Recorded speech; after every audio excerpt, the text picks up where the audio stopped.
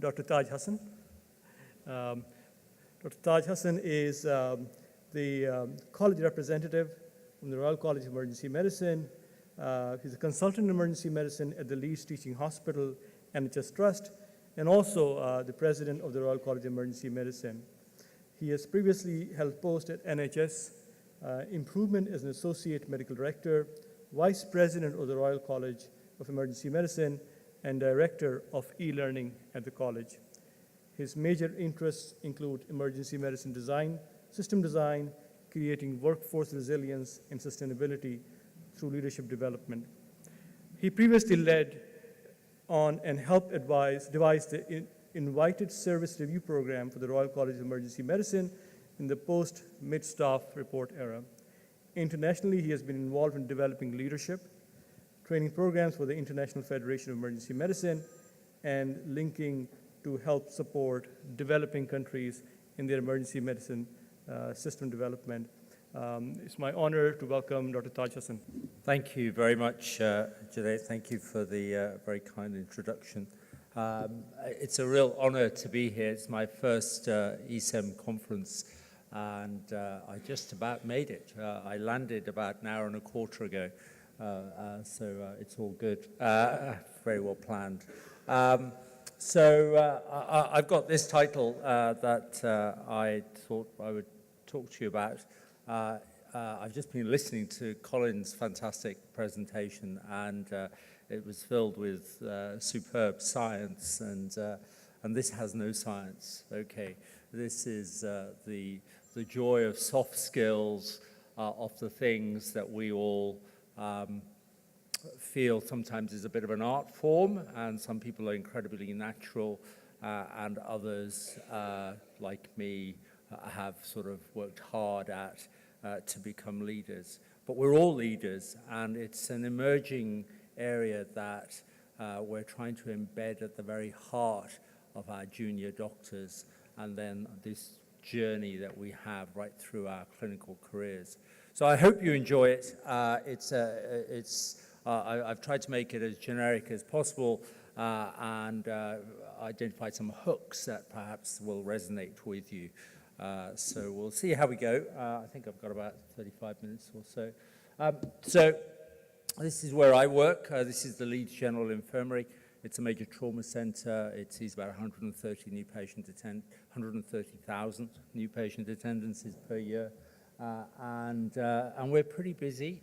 We might not be busy compared to other systems, but we're busy enough. And the guy in the foreground was a guy called Maurice Ellis, and he was the first ever A&E consultant in the country, in the UK, if not, people say, in the world.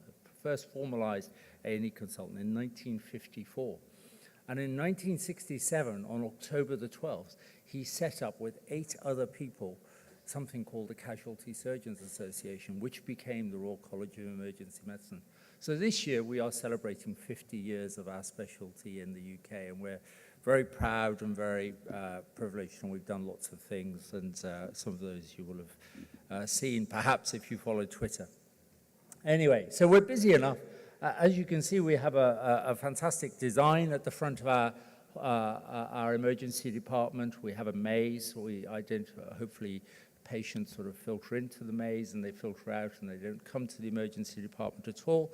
It's a very good way to stop patients attending. I recommend you build a maze. It's a good thing. I was pointing this out to my son, and he said, "The maze doesn't work, Daddy. You're a president. Build a wall."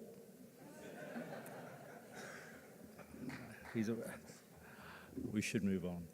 Okay. Okay, this is what I'm going to talk about. I'm going to talk a bit about defining reality, where you are, where you work. It's all individual to you. Knowing yourself and how you function, how you build upon improving yourself, and creating your path. And I think that's really important for all of us as we progress through incredible times for our specialty in terms of the skills that we want to deliver for our patients. So So defining reality, this is in the UK, this is a big thing. Those of you who work in the UK, every autumn we have this thing where we start preparing for winter.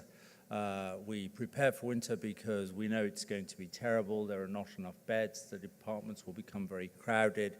There'll be lots of flu, and our media make quite a big deal of it.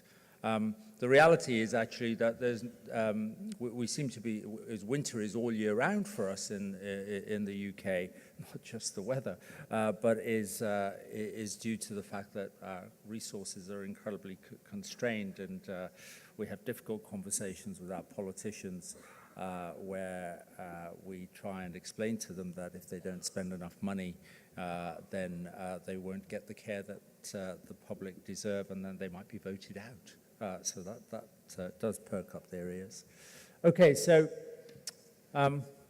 when you define reality, you probably need to understand some of the elephants in the room. What are the actual big things that we think are important? And in any system, whether it's in the UK, Hong Kong, the United States, or here in the Middle East, there is no doubt that you have to look at your demand. You have to look at the complexity of the patients that are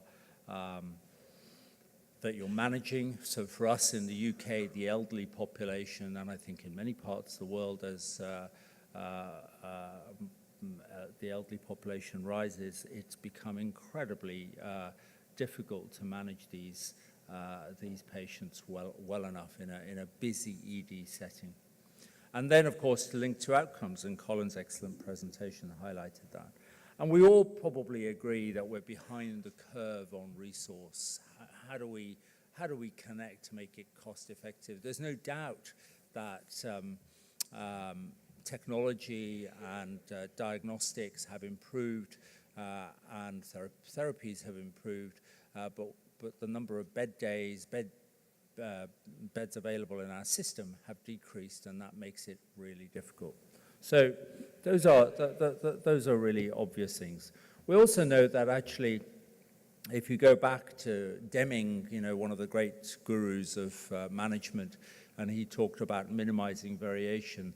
And if you look at your own systems, there are huge variations in systems, in the staffing structures that there are, and the supports around them.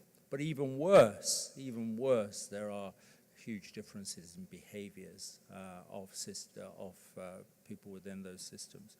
So really, at the heart of it, what creates a positive momentum, what creates the ability to deliver decent care is when you start having an organization and a department that has shared values, that collaborates well, creates the right culture, is patient-centered, is patient-focused.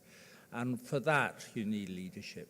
And you need leadership at every level, but you need it not just in name, that somebody is the clinical director, but that person has huge responsibility. And some of you will have, I'm sure, read perhaps a guy called Michael West in the UK. He's certainly one of my heroes.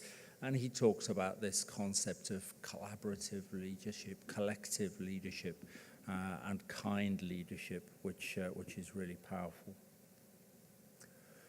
So in the midst of that, this is what we all crave, I'm sure. We all crave happiness, we all crave the ability to create this mixture of within life, which people sometimes call work-life balance or life-work balance, or whatever you may call it. But really, in the setting aside your personal life, because I can't give you any guidance on that, but in terms of our professional lives, those issues, shared values, collaboration, culture, and system leadership, I would suggest to you lie at the very heart of being able to be not only satisfied and in your clinical career, but lead a successful career, and for it to be sustainable. We're all going to live much longer than our parents, one would hope, and you will certainly be expected to work much longer than our parents. So in the midst of this is what we are, this is who we are, and that's the real challenge, but also a real joy.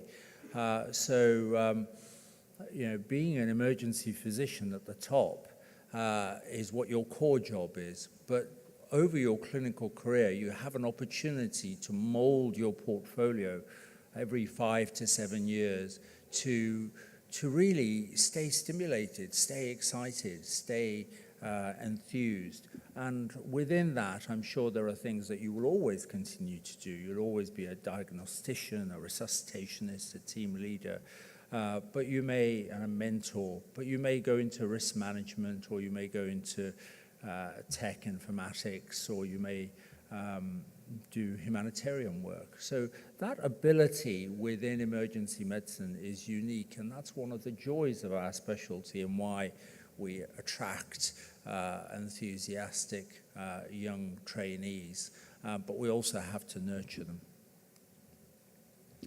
So the pursuit of happiness and a quieter life can also be sort of, if we pull into that a little bit more, one of the things that I suppose perhaps keeps us awake at night is how do I maintain my performance to practice best judgment? When you're standing in resus and it's all a bit hot and difficult and you're making that tough judgment call, how do you connect your experience, expertise, and the latest knowledge set to make sure that you're doing the right thing? How do you navigate your path and your passion for EM? How do you take care of yourself and your team? Because actually, if you don't take care of yourself, and if you don't take care of your team around you when things are really busy, they will feel that you're failing them.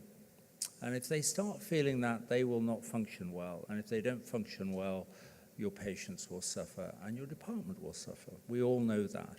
So I would say to you, I would put to you that that is a really big issue, and it's something that we certainly in the UK have only in recent years grasped really well.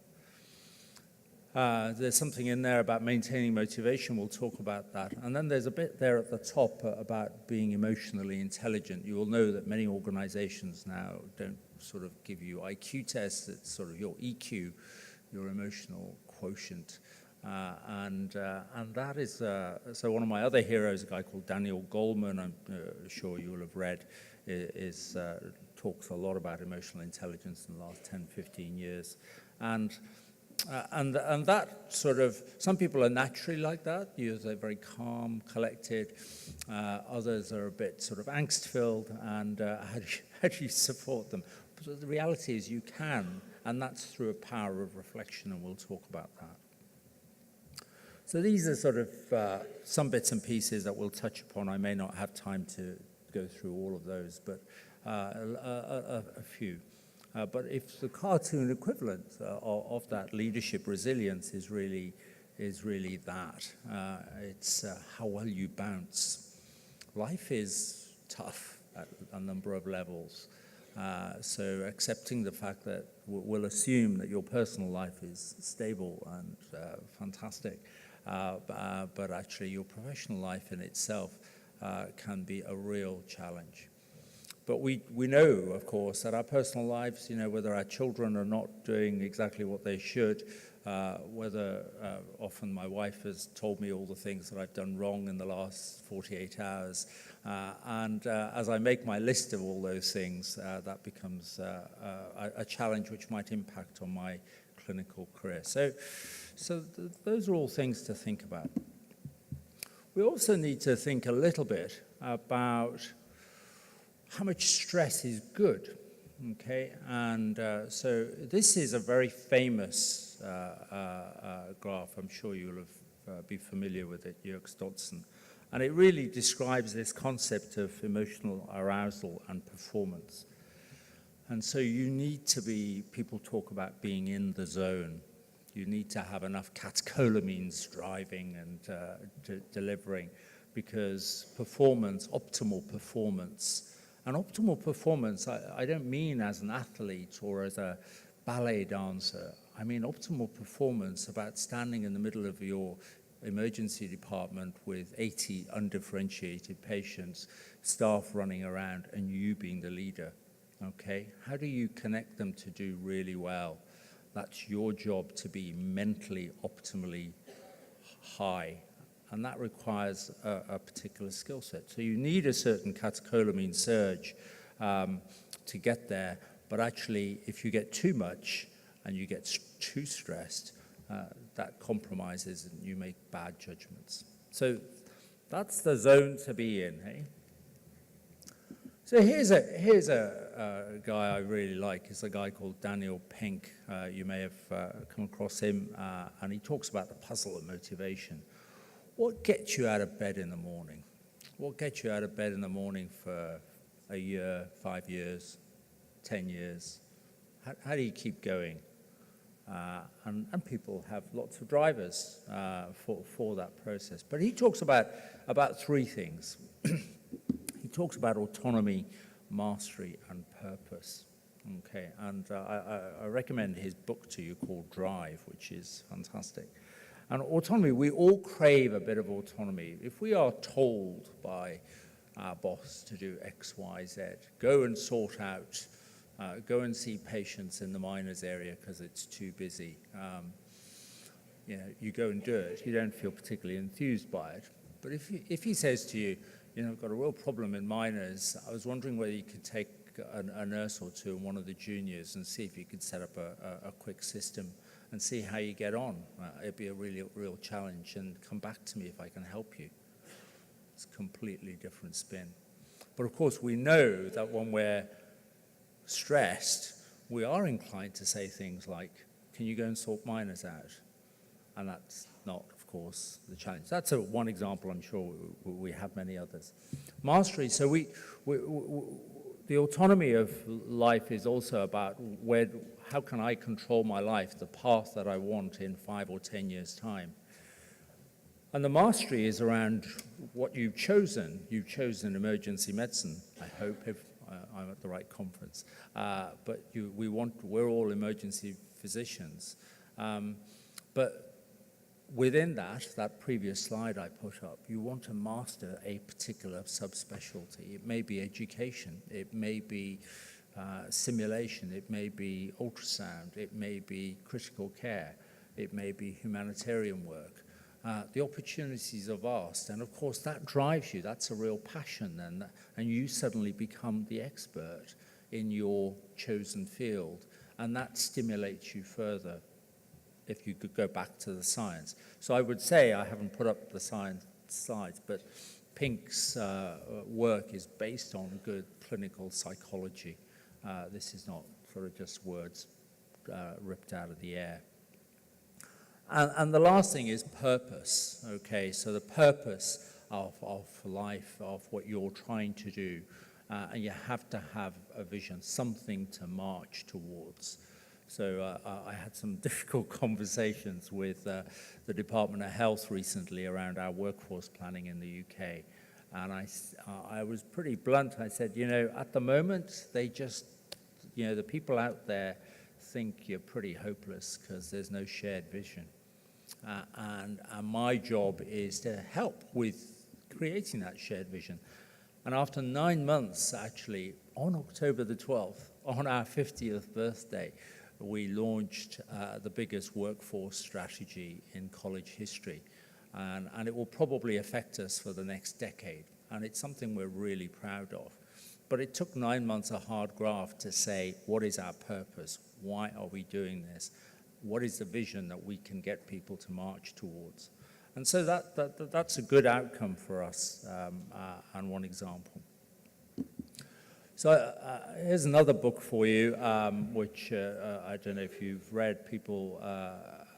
So Malcolm Gladwell's, a fantastic author. If you haven't read Outliers, he talks about this 10,000-hour rule and how people become true experts when they get anywhere near 10,000 hours. Now, and that doesn't matter whether you're a ballet dancer or a chess player or an athlete, or a musician or an emergency physician. Okay, so in the old days, old people like me when our training, we probably did 10 or 12,000 hours, and Colin would nod in that direction, being from the UK. But the modern day trainees probably only do 5,000 or 6,000 hours. So that's a bit of a challenge for them, because they're now trained, inverted commas, but they're coming into a tough system, and they're finding that they struggle. And of course, they're having to move up that path. So that's something that we're having to really think about. That's something I'm having to really think about as college president, about how we support our trainees better. And actually, Gladwell's work links to a wider concept which has been around a long time, of deliberate practice. The more you do of something, the better you'll get, which of course then links back to the purpose and the motivation. If you do the same thing and it's a bit boring and you have no purpose, you eventually get bored. But if you have a purpose and want to be an amazing emergency physician, you'll see those patients over and over again till you get better, and it becomes a sort of metacognitive spinal reflex. Okay. So very quickly, because my time is running out. So this is at the heart of, this is what probably, as we come into the emergency department, the joy is you don't know what you're going to be facing, but you hope that all your training and everything has given you the ability to have wisdom and judgment. And so that will be based upon cognitive skill sets, your skills that you've learned, psychomotor, and your attitude. You'll then pick up these other bits and pieces, and you'll have some guidelines, no doubt, and maybe you'll just have natural great language skills, because we all know, actually, the most difficult patients in terms of conflict resolution, or the difficult specialties in terms of conflict resolution, if you've got great communication skills and people skills, suddenly everything is pretty good. Over the years, I've honed my conflict resolution skills from my early days, where I was perhaps a little too aggressive. And I remember my first week as a registrar in emergency medicine, one of the orthopedic registrars was incredibly rude. I don't know why it should be orthopedics, but he was incredibly rude, and I allowed him a couple of goes at being incredibly rude, and then I took him aside and said, we've only met a couple of times, and I've decided one of us has got a personality disorder, and it's not me. He found that incredibly difficult initially, but enlightening eventually. And we became friends after a while. Anyway, so deliberate practice, experiential learning, all these other bits, neural nets, artificial intelligence is now the in thing. We'll have driverless cars. In my first AI project I was involved in was a chest pain evaluation project in 1996, actually. So it's good 20 years later. And it works, but we never progressed because it was all a bit slow. But there we go. And then we have these other things. And this, I would suggest to you, these are the ingredients of what makes good judgment. Okay, and that's really, really quite challenging. And how do you connect all those dots together to be able to grasp and maintain a pathway of excellence in emergency care? So you can do simulation. Obviously, that's become the really big thing, and there are incredible simulation centers both here in Dubai as well as all over the world. A few more minutes to care. I put that in because one of the things I tell my juniors is, in the hurly-burly of the emergency department, the most important thing I would suggest to you is the last 3 minutes of the consultation with your patient. If you can give them an extra 3 minutes on top of what you thought was okay, they will really appreciate it. And that involves just speaking in their lay language, in simple language, explaining again, and reassuring them and giving them the right safety net advice. And you will see, not only will they appreciate it, and studies have confirmed all of this, prolonged contact of the key things, So this is really based on good evidence, especially in general practice. But actually, you will be energized by that process, okay? You will be energized by that process because they will exude to you and come across to you that actually that person really means it and they care. And we have a remarkable privilege, of course, in medicine, is that we interact with some of these people's lives for sometimes hours, maybe a number of hours, and then we may never see them again. But actually, if you get it right, they will probably remember you perhaps for the rest of their life, which is a remarkable privilege. So some of colleagues, I'm sure many of you read MCRIT, and Michael Laurie is keen on this, is that you can simulate extreme stressful circumstances and expose people to extreme stress, and it'll make them feel better.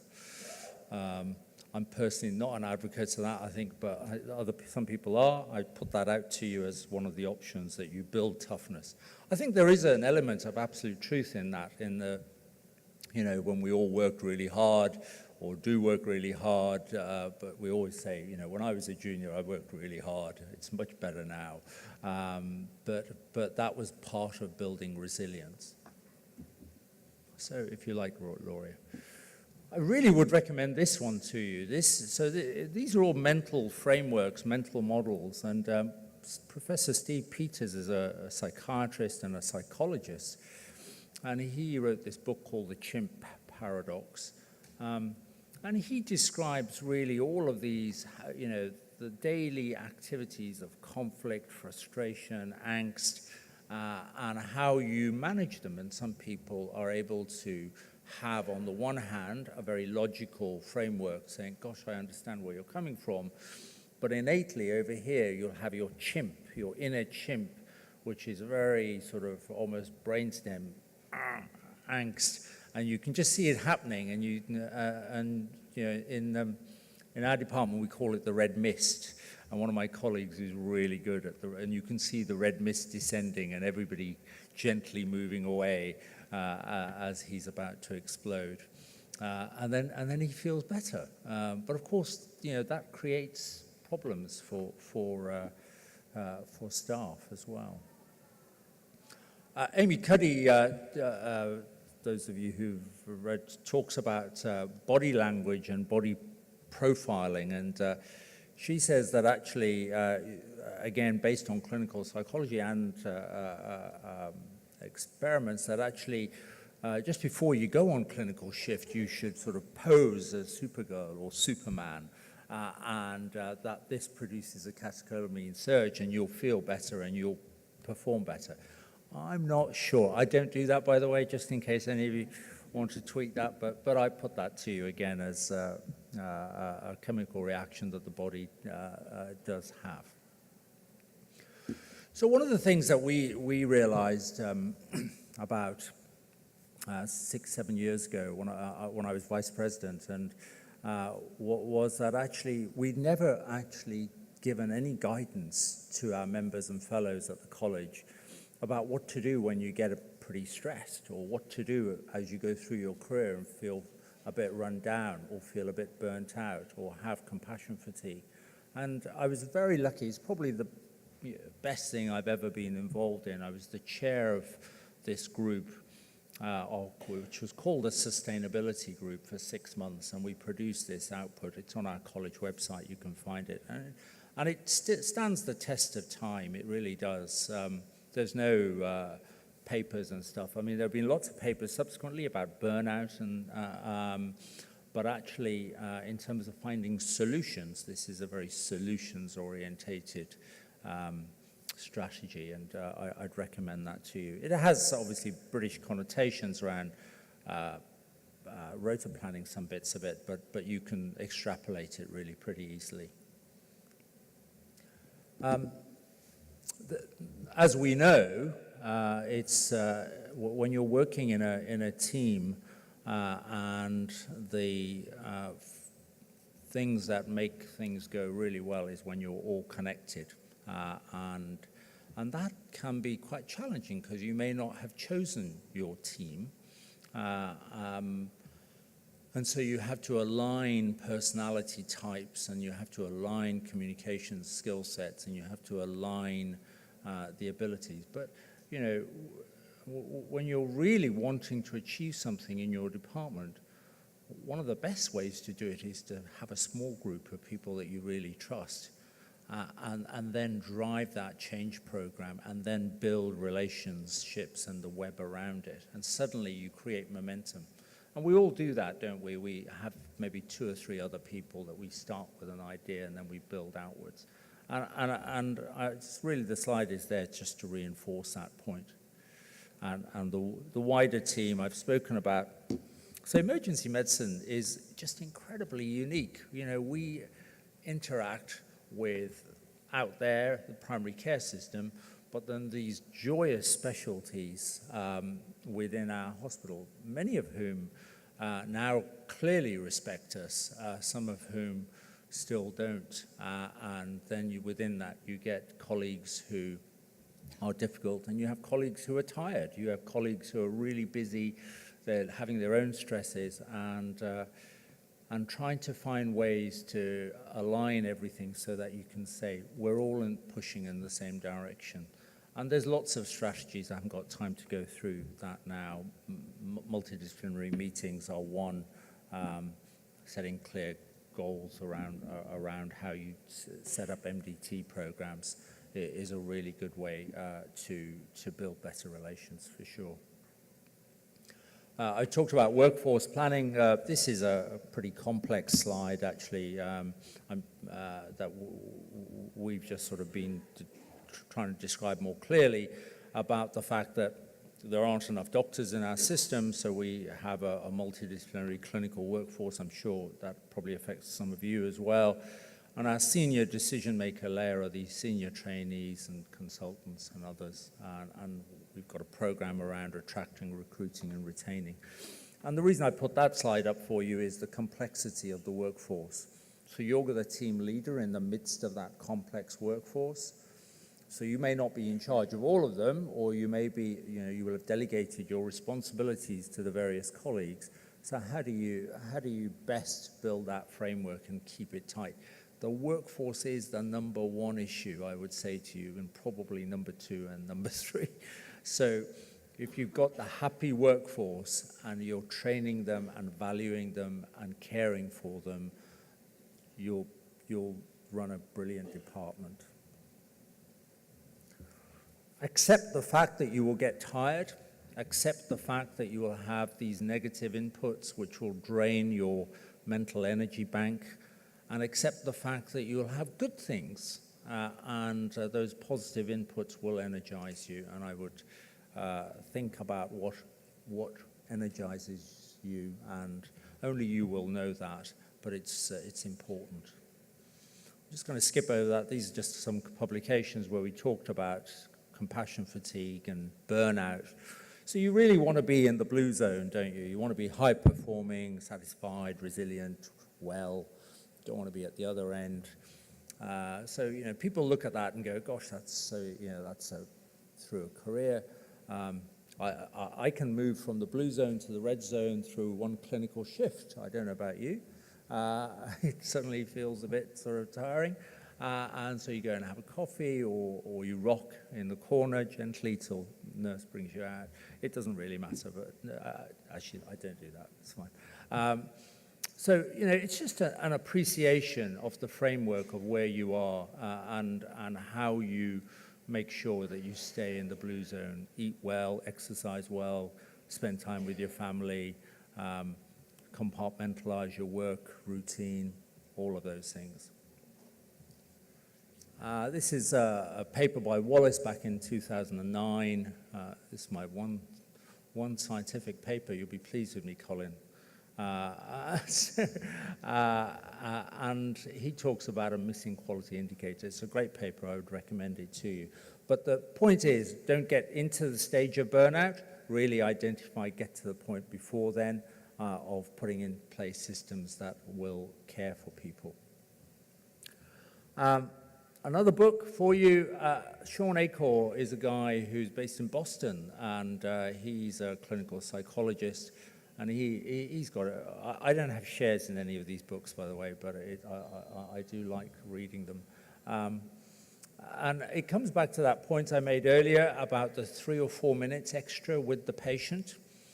And actually, what that does, and so this ACOR's work is based on all really good science, and what that does, those 3 or 4 minutes are good for the patient. They get good safety netting, and we tick a box, and that feels right. But actually, it energizes you because you've performed in the patient's eyes an act of kindness. Yeah? And we've all seen that, haven't we? We've all seen that ability when we're quite kind to some patients and others we don't have enough time for, and then we rush by. For whatever reason, we don't perhaps like them, I don't know. But actually, if you're kind to those patients, and that energizes you, and it's proven chemically, and that will make you happier. Okay, so that's something I would recommend to you. And he's got some other bits and pieces, I haven't got time, but at the bottom is important. He talks about this concept of social networks and the power of social networks. And that sort of, again, comes down to this issue of friendships, but actually clinical friendships and strength of your team within your ED and caring for your workforce. You can actually extrapolate that really well. I don't know why I put this slide up. I think it was to show off our college strategy. So I started as college president 14 months ago, and I scrapped the first 2 council meetings, and we had strategy meetings to define what we were going to do for the next 3 years. And my council were really upset. They said, "But we've never done this before." And I was like, "Well, don't you think it'd be good to sort of work out where we're going?" And so we did. We spent about 3 or 4 months in a bit of pain, but actually we gelled together, and that was really good for council. It was really good for executive, and that's the vision that we are marching towards. There are 10 strands, 3 themes, and I would suggest to you that's actually, generalizable to your departments. No doubt you will have a 3-year vision for your department. Perhaps you're in the middle of it. Perhaps you haven't started it.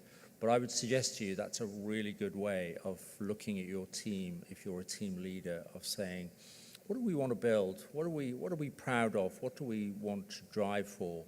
And these are, for us, around staffing, systems, and support. You'll find them on our college website if you're interested. I'm just coming very much to the end. I'm sorry, it's occupied a bit more time. So in the internet era, you have phrases like this. It says, "The successful teacher is no longer on a height pumping knowledge. He is a senior student, anxious to help his or her juniors." Yeah, so, gone are the days, gone should be the days, actually, of things like this, me standing here lecturing, feeding you information, and that actually it's a much more facilitative, collaborative approach. But these sort of interactions also obviously have their place, and they're important. Interestingly, this sentence was said by William Osler over 100 years ago. Okay, so he was obviously an icon of medicine. And I think as people who have responsibility for trainees, you really want to think about how you teach your trainees and think about how you connect to them. Learn to look up, learn as a leader. So one of the things that I've been really keen on, some of my, the last few years in the UK, there's been a bit of negative press, or woe is us. And I've been really keen, certainly as the present president, that people showcase great work and they're proud to look up. And so these are a whole range of projects that we're doing that make us proud of who we are and drive the specialty forward. If you want to know more about the Royal College of Emergency Medicine, 50 years, we just edited a book. It's Money Goes to the Foundation, and but if you don't want to read the book, you can just read the graphic. And my last slide is from another president, as opposed to the one I might have quoted earlier. I think this is really us. I think, we are the change that we seek. Take that opportunity. Thank you. Those of you, well, my own personal experience, Taj is a dear friend, and some of you might know that I spent about 10 years in Pakistan, feeling kind of lonely often about the challenges you have in the country and trying to develop people. And Taj, despite being so far away, had been a great source of support. And what you mentioned in terms of building those relationships have been really helpful and useful to me. Thank you, Taj. While we have a few minutes for any questions or any comments, again, please identify yourself and take this opportunity. So while we have people thinking, Taj, can I ask you something in emergency medicine? I see more and more people sort of feeling disconnected, especially at work, where they feel that they have very little power or influence in what's happening to their practice. And that sort of discussion then sort of negativity feeds each other, and suddenly you have the whole group that becomes negative, and there is people sort of feel so disconnected they give up and stop trying to improve things. Have you been able to find sort of how you bring in that positivity back, look at the positive bright side of the practice, and make that change and become, be the change yourself? I mean, what's the advice or strategy you apply to your practice? Okay. Thank you. So I think there are a couple of things. One is, within your department, you'll find people who are some of the key players, and you have to start sitting down with them and working out how they tick, and then within that, giving the opportunity for some specific projects. So they may not be your priorities, but they may be priorities for them. So there needs to be a little bit of give and take. So that will start that journey. And within that, I think also beginning to the showcasing work that I mentioned to you. I think many people want to use their energies for altruism and humanitarian work. And there are lots of opportunities that you don't have to go thousands of miles, but you can find ways to connect. So I think all of those sort of little bits and pieces are important. Great. Thank you again. We have almost 3 years worth of reading after this talk. Appreciate the homework. Thank you all for being with us, and enjoy your lunch.